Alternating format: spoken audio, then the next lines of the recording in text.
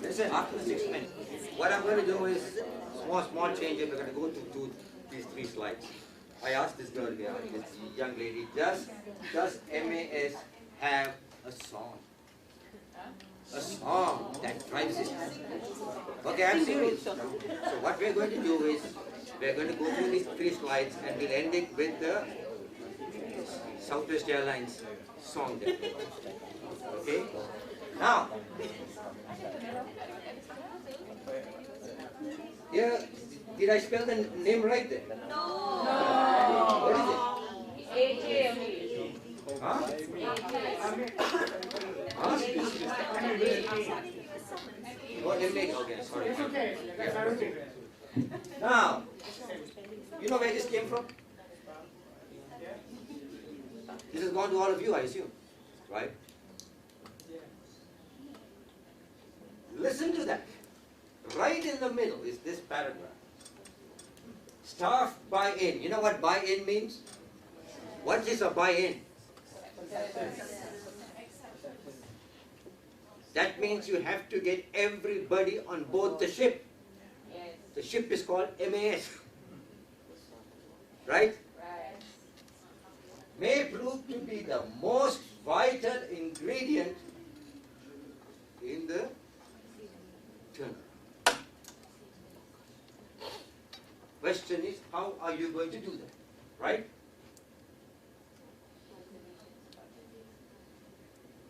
This is a huge area.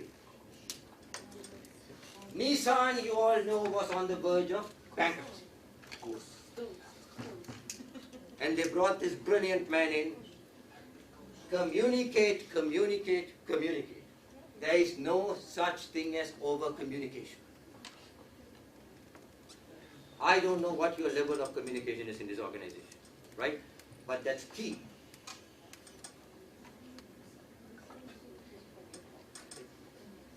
Third one, please. You saw a little bit in Southwest, you'll see it at the end. Emotional engagement in your vision, mission and purpose is the one ingredient that will make or break you.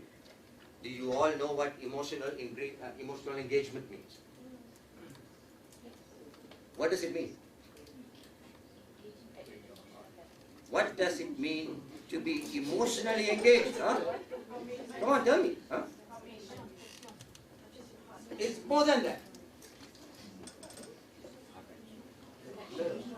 You cannot only passion. You cannot achieve anything in life on logic alone. Right? You have to have all your emotions involved. How are you going to do that? So companies have all kinds of programs on emotional engagement, right? A lot of it doesn't deliver. But the bottom line is this: your staff, your MAS turnaround is not going to happen till you have all your people emotionally engaged. That's where your corporate culture, the purpose, the vision, mission, and where you belong, right? And if any one of you feels that you're in the wrong position, you're not going to buy in, you're just going to go on doing the job.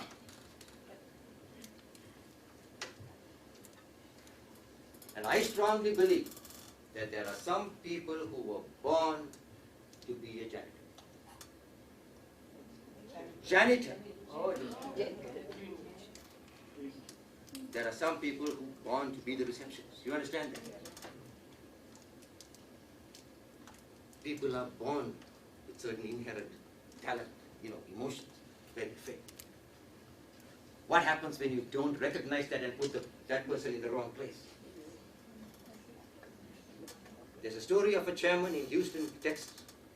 The elevator broke, he was working till 8:30 in the night. Right? Started walking down the staircase. And there was a guy, old man, cleaning it. Looked up and says, "What are you doing in the building?" And then he didn't know it was a chairman. So going down the staircase, he said, "What's your name?" And they walked down the building. And he looked at the janitor who was cleaning this whole thing. He said, how long have you been with the company? He said, 30 years. Do you like it? Hell no. I hate this damn home. Then he said, why don't you, tomorrow morning at 8 o'clock, call my secretary, right? Call the secretary, he comes in, he just observed talking to the guy for 5 minutes, put him in charge in the section that handled older people in the customer service center. They had a whole section that dealt with older customers, that company. Next year he was nominated the best customer contact person. No one looked at him for 30 years. Right? He didn't ask any questions.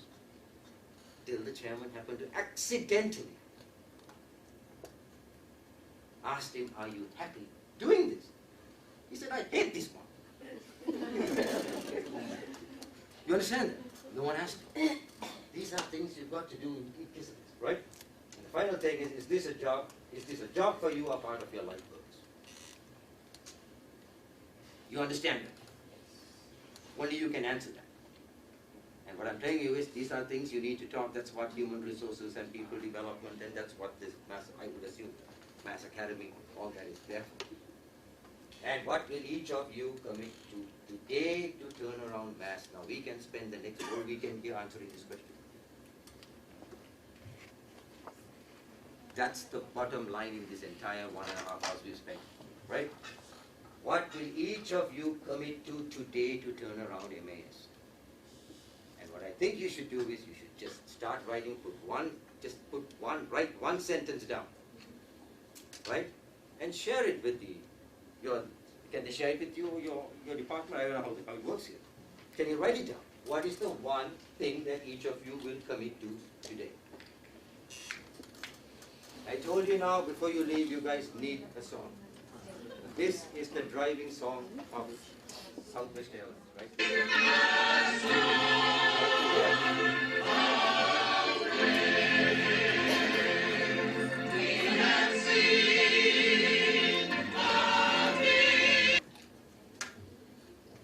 Yeah, before you leave, now, I strongly just suggest you guys come up with a song, right? What was the title of the song? Focus on that. Something very different. Second thing is, what was the first line in the song? Didn't catch it, huh? What was the first line? Everybody has a dream. Have you heard of a group called ABBA? Yes. What's one of their most famous songs? Dancing.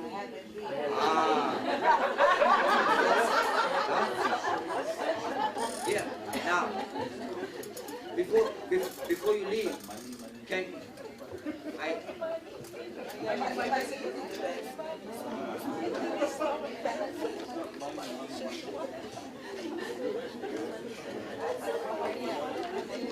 Okay. Before you leave, now keep this in mind. How corporate culture here in Southwest become the best. This year again, 10 years in a row, #1 in customer satisfaction in America. 10 years in a row. What do? Who's the #1 customer? No longer.